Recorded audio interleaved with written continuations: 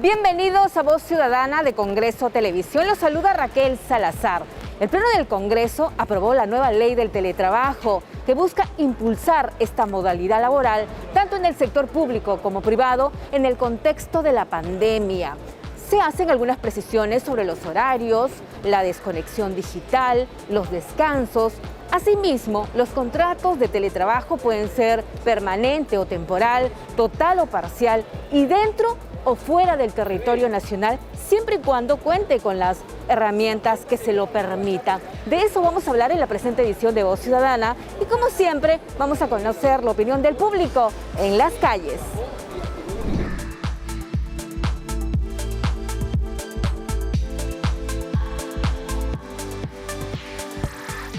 El hecho de hacer teletrabajo o hacer el trabajo en casa no quiere decir que tenemos vacaciones, ¿no? Es sentarte en una mesa, agarrar una laptop, una computadora y de hacer un horario de oficina, ¿no? Yo lo hago así, por ejemplo, desde las 9 de la mañana hasta las 5 o 6 de la tarde que tengo que trabajar, lo hago de horario corrido, ¿no?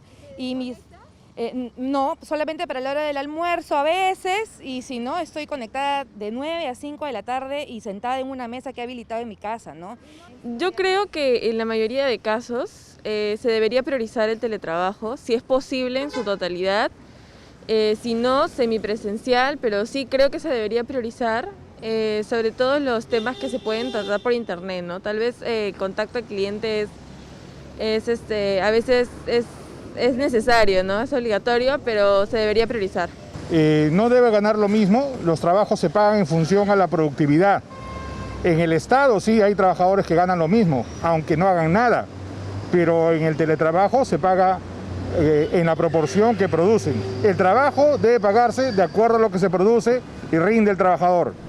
Bien, ahí escuchábamos la opinión del público en las calles opinando sobre la nueva ley del teletrabajo. Y también nosotros estamos en comunicación con el abogado Renzo Gotelli. Él es especialista, abogado laboralista, derecho laboral y corporativo. Doctor, bienvenido a Voz Ciudadana de Congreso Televisión. ¿Qué es el teletrabajo y por qué era importante que se apruebe esta iniciativa que regula esta modalidad laboral? La norma de teletrabajo le da una especie de estatus de definitiva, ¿no?, a esta figura, a esta forma de trabajar más moderna, más acorde con nuestros tiempos, y va dejando de lado el trabajo remoto, que casualmente fue creado por la coyuntura, ¿no? Fue teniendo enmiendas en el tiempo, ¿no?, adendas y modificaciones, y ahora se ha establecido una figura definitiva, ¿no?, que va a perdurar después del COVID.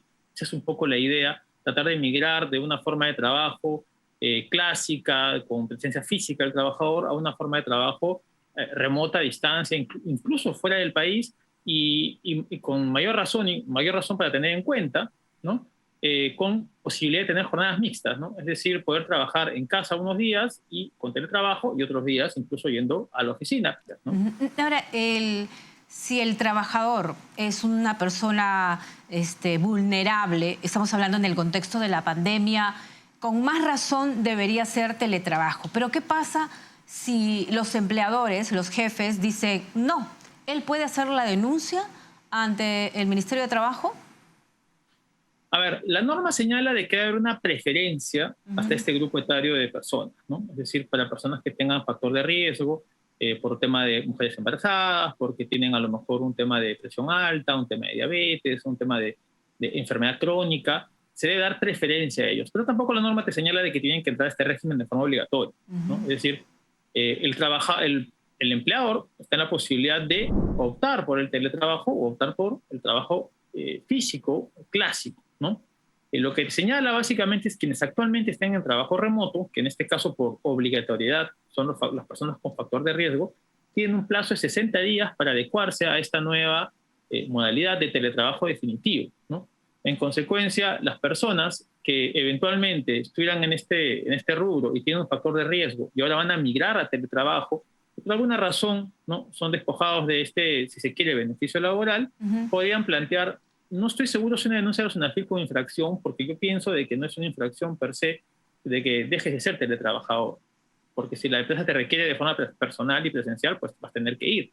El asunto es que se sabe de que actualmente si uno toma ese riesgo, porque si estamos en COVID y yo te requiero venir a la oficina, se necesita un procedimiento que ya está establecido en la ley, que consiste en la aprobación del médico ocupacional, una firma de declaración jurada del trabajador, pero eso no libra de responsabilidad del empleador, porque si tienes un trabajador con riesgo que vuelve a la oficina, se contagia de COVID y pudo estar en teletrabajo, claramente va a haber una responsabilidad de las empresas. Supongamos es obeso, diabético u tiene otra enfermedad y se le obliga y se enferma, bueno, el jefe, los empleadores van a tener que asumir la responsabilidad. Ahora, vamos a hablar sobre los horarios.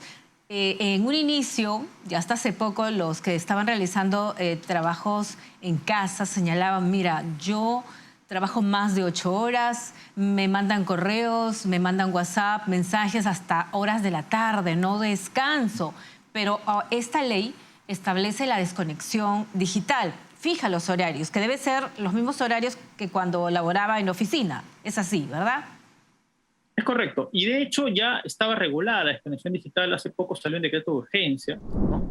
Que regulaba ya la desconexión digital homologándolo al trabajo remoto. Entonces lo que se ha hecho es continuar con esa idea y la lógica de la ley es bastante sencilla, ¿no? Los horarios son los mismos, tal cual como si uno estuviera trabajando en el trabajo regular de oficina, ¿no? Las 8 horas y las 48 horas semanales, y si trabajo en exceso, tengo derecho a pago de horas extras, lo que se conoce como la desconexión digital. Es decir, pasadas las 8 horas del día, si es que yo no tengo un cargo de confianza o dirección, porque recordemos que estas posiciones no tienen pago de sobretiempo en sus labores, un trabajador ordinario, digamos, que no tenga cargo de confianza o dirección, pues tiene el derecho a recibir un pago de sobretasa del 25% valor hora las 2 primeras horas y un 35% valor hora a partir de la tercera hora de trabajo en sobretiempo.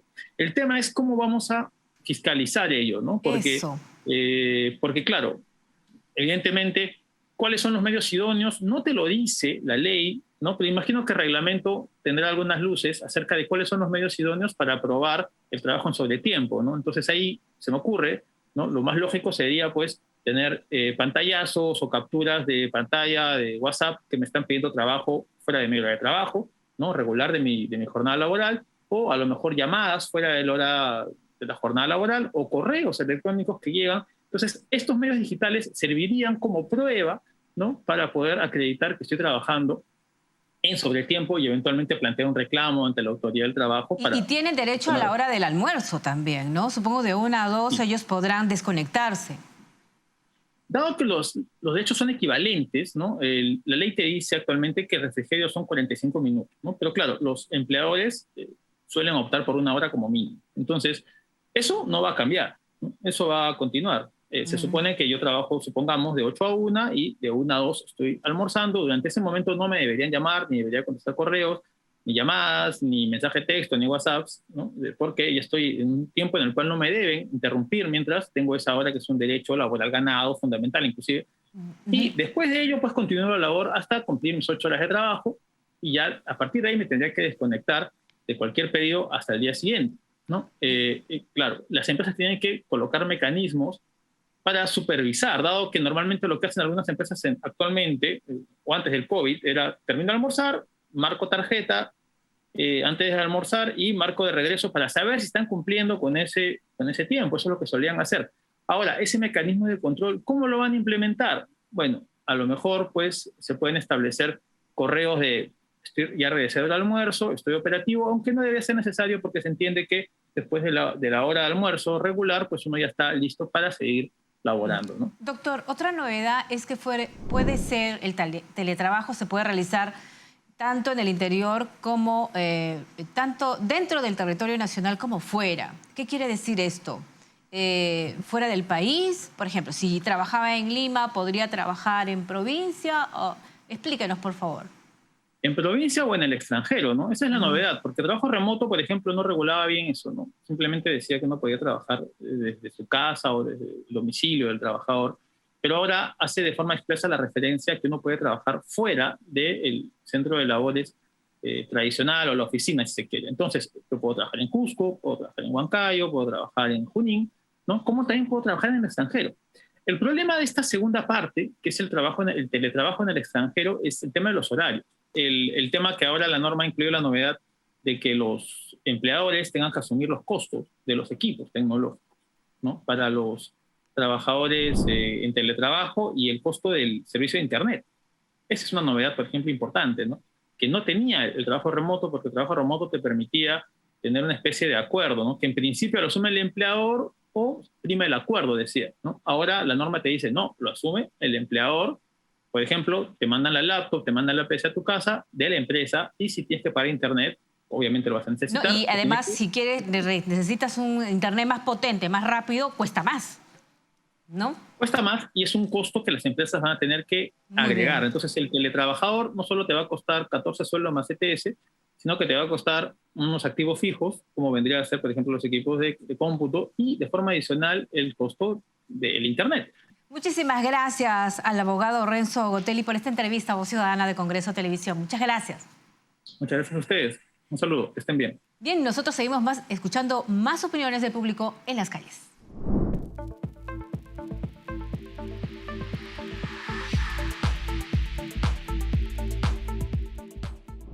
O sea, se debe regular. Hay jefes que se pasan de abusivos y aprovechan de que, bueno, como está en su casa tranquilo, ya lo puedo llamar a cualquier hora, pero todos tenemos que hacer, tenemos vida, ¿no? También, aparte de lo laboral, también tenemos social, familiar, ¿no? Varias cosas. Todo bien, está muy correcto, pero la cuestión es que el Internet es muy lento, no sirve. Entonces, por ejemplo, nosotros vivimos en la casa como 4 o 5 que trabajamos por teletrabajo. ¿Qué pasa? Que el Internet es lento, a veces el servicio es terrible, pésimo. De hecho, tienen que asumir los costos, por ejemplo, de nosotros estando en casa gastamos el agua, la luz, los muebles. O sea, tenemos que adecuarnos para poder trabajar en casa. O sea, también genera mucho estrés. Sí, y después también, ¿no? O sea, si es que te funciona, pues está bien. Aparte, moverte en Lima es un desastre, entonces te ahorras tiempo, puedes estar en tu casa, tu familia. El problema es que no tienes diferencia como entre tu casa y tu vida después, ¿no? Ya estamos en comunicación con el exministro de Trabajo, Jorge Villasante. Doctor, bienvenido a Voz Ciudadana de Congreso Televisión para hablar sobre la nueva ley del teletrabajo. Es muy importante esperar el reglamento porque seguramente se van a hacer algunas precisiones. ¿Se tiene estimados de cuántos trabajadores en estos momentos están realizando trabajo remoto o teletrabajo? Raquel, primero agradecer por la invitación. Y lo segundo es señalar, no hay una data exacta que nos permita decir cuántos realizan teletrabajo y cuántos realizan trabajo remoto. Lo que sí deberíamos decir es que teletrabajo, hasta antes de la pandemia, no pasaban, según planilla electrónica, en más de 1.000 trabajadores. O sea, era un número realmente insignificante, ¿no? Lo que sí es, a partir de la pandemia, lo que ha venido propiamente imperando y hoy día es el trabajo remoto, ¿no? Ahora, en su opinión, ¿el teletrabajo debería ser, en la mayoría de los casos, si la profesión o el oficio lo permite, de manera permanente? Hay un dato interesante que deberíamos de tener en consideración. Y bien usted ha dicho, sí, las condiciones, la profesión, la ocupación lo permite. Se estima en términos generales que aproximadamente un 25% de empleos pueden ser desarrollados de manera remota, es decir, a través de teletrabajo. Eso no solo en el Perú, en el mundo entero, ¿de acuerdo? Es un porcentaje promedio. Ahora bien, de ese porcentaje, ¿cuánto efectivamente podría realizarse y hacerse en la práctica? Depende mucho, uno debe decir, depende mucho primero de las condiciones que tenga cada una de las entidades, en su caso el Estado, y también en el sector privado.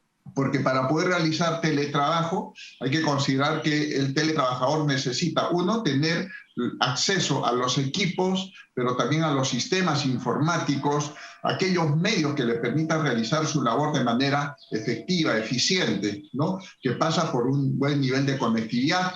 Eso todavía no ocurre en todo el país, como sabemos, ¿no? Entonces, el teletrabajo es una modalidad donde la característica central es que el lugar donde yo presto mis servicios no es físicamente el lugar donde tiene su sede la empresa, Es decir, este es el lugar de trabajo puede desplazarse y se desplaza, dicho sea de paso, en el teletrabajo, puede ser a mi domicilio o puede ser al lugar donde yo me encuentre circunstancialmente desarrollando una actividad. Voy a poner el caso, pueden haber situaciones en las cuales un trabajador en el sector público o privado va a realizar, por ejemplo, un estudio de especialización fuera del país. ¿Podría realizar teletrabajo y simultáneamente desarrollar sus labores de especialización en el extranjero? Sí.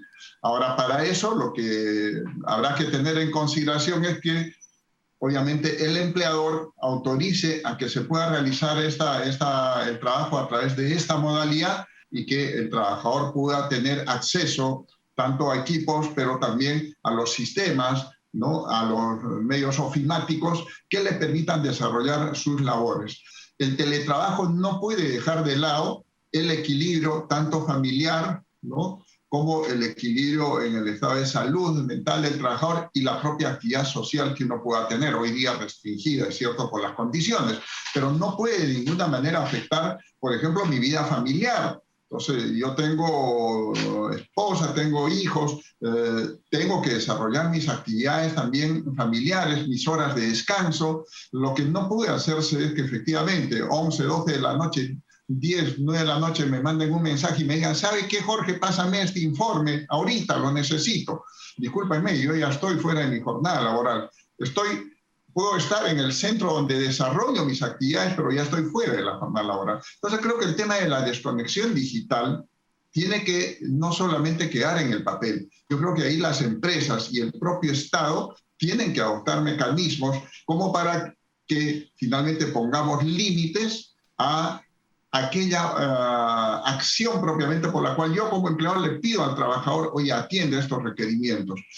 Allí vamos a tener que perfeccionar las cosas y espero que el reglamento haga precisiones como para que puedan existir los suficientes elementos de fiscalización, de verificación del trabajo. Porque, ojo, en el sector privado, un trabajador puede ir registrando todo aquello que le están pidiendo fuera de la jornada laboral. Claro. Y después puede demandar el pago de horas extras, ¿no? Que eso se traduce en dinero. En el caso del sector público no se pagan horas extras, se compensan, pero hay que ver el mecanismo del registro de verificación de esas horas trabajadas fuera de la jornada laboral. No, y además a veces, bueno, termina la jornada laboral y dicen reunión en la tarde, ¿no? Para hacer unas coordinaciones. Reunión, pero a veces dura 1 o 2 horas y, oye, eso también es trabajo, ¿no? Pero eso es una reunión simplemente de coordinación.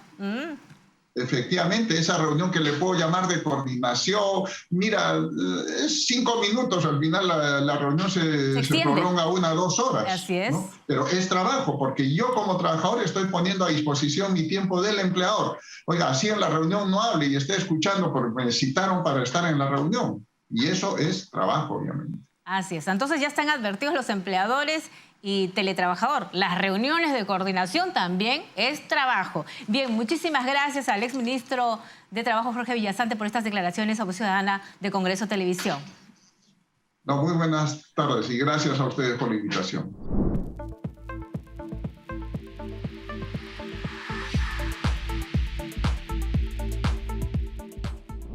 Lo que sucede es que en ocasiones el horario en realidad pueden extenderlo, porque con la idea de que uno está en casa, piensan que es un poco, ¿sabes qué? Te le extiende un poco más porque estás en tu casa. No, entonces tiene que ser igual 8 horas, porque igual la gestión, aunque uno no salga, es también, mentalmente también te quedas cansado en realidad.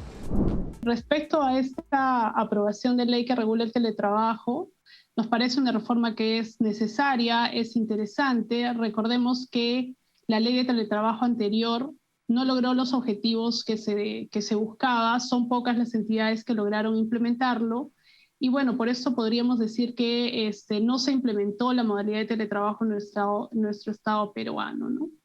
Ahora, ¿cuáles son o cuántos son estos puestos teletrabajables? La pandemia nos ha demostrado que todos los puestos en el Estado pueden ser realizados por teletrabajo o de una manera no presencial. Entonces no está definido cuáles son los puestos, sino más bien aquí es un poco analizar cuál es la finalidad, los objetivos, las metas que cumple la entidad y de acuerdo a eso, de manera conjunta con el jefe inmediato, determinar cuáles son estos puestos que pueden ir a la modalidad no presencial, ¿no? Ahora, ¿se tiene un estimado o registrado cuántos están realizando trabajo remoto o teletrabajo en la actualidad? Sí, Servir ha desarrollado un estudio en los 3 niveles de gobierno para ver más o menos cómo se ha estado comportando el tema del trabajo remoto, y en efecto el 90% de servidores señala que ha desarrollado trabajo remoto o mixto. Esto tiene obviamente sus particularidades en cada nivel de gobierno, ¿no? En el nivel nacional o el nivel central, casi de cada 10 trabajadores o servidores, 8 han desarrollado trabajo remoto mixto, y en el caso de los gobiernos regionales, por cada 10 servidores, 6 han desarrollado trabajo mixto, y esta cifra decae un poco más en los gobiernos locales, ¿no? Pero también lo que hemos consultado es si ellos quisieran mantenerse en este trabajo de modalidad remota o mixta, y el 90% de servidores que han participado en esta encuesta, en efecto, también han manifestado que sí les gustaría mantenerse en esta modalidad, ¿no? ¿Qué aspectos destaca de la nueva ley aprobada por el Congreso? Bueno, primero, Servir aportó con algunos puntos en esta normativa que tiene que ver principalmente con 4 aspectos. Uno tiene que ver con el derecho a la desconexión digital, la compensación de horas extras con descanso físico, el poder medir las labores que desempeñan nuestros trabajadores a través de la gestión de rendimiento, ¿no? Y también incorporar algunos supuestos de excepcionalidad con esta modalidad para que pueda ser aplicada como en estos casos, ¿no? De emergencia sanitaria, o cuando hay algún incremento extraordinario de funciones, o en algún aspecto de fuerza mayor. Además de esto, de poder aprobar esos lineamientos que se van a aplicar para las entidades del sector público, ¿no? El reglamento que salga luego de esta ley debe establecer justamente estas medidas que se orienten a garantizar el respeto de la desconexión digital, pero el hecho pasa porque tiene que haber un cambio de concepción respecto a lo que es el cumplimiento de un horario de trabajo y el cumplimiento de los resultados. Entonces, para aplicar el tema de desconexión digital es clave, por un lado, como les dije, el cumplimiento de las metas, los productos que se le establecen a este trabajador, ¿no? Los desafíos son varios y vamos a decir que son a 2 niveles, ¿no? A nivel del trabajador, lo primero que tenemos que hacer en este caso es poder desarrollar capacidades de los servidores en el uso de la tecnología de la información y la comunicación. Lo siguiente es saber cómo tiene que organizar su tiempo, y lo tercero, tiene que tener un desempeño que sea orientado a resultados. Eso por el lado del servidor o servidora. Por el lado de la entidad, un aspecto clave es el tema de salud y seguridad en el trabajo. Y de hecho, nuestro estudio señala que de cada 10 servidores, 9 están de acuerdo con que se garanticen estas condiciones mínimas laborales. Además de eso, hay que brindar toda una serie de soporte tecnológico, de acceso a información digitalizada.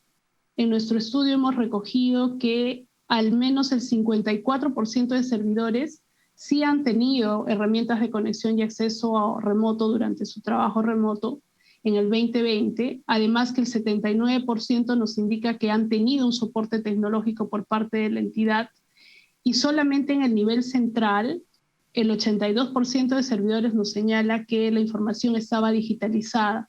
Esto no ocurre, por ejemplo, en el nivel local ni regional, ¿no? También es clave que uno de los retos para el trabajo remoto es que los directivos y los jefes inmediatos tenemos que generar nuevas habilidades directivas. Definitivamente el teletrabajo es la modalidad laboral más segura para evitar más contagios del COVID-19. Asimismo, el teletrabajador goza de los mismos derechos que un empleado que acude a laborar de manera presencial. Usted también puede solicitar a su jefe si desea trabajar de manera remota o en la oficina. Recuerden que pueden ver este programa a través de los canales 550 de Movistar, 56 de Claro y 11 de Vez Cable. También a través de nuestro canal en YouTube. Conmigo será hasta la próxima.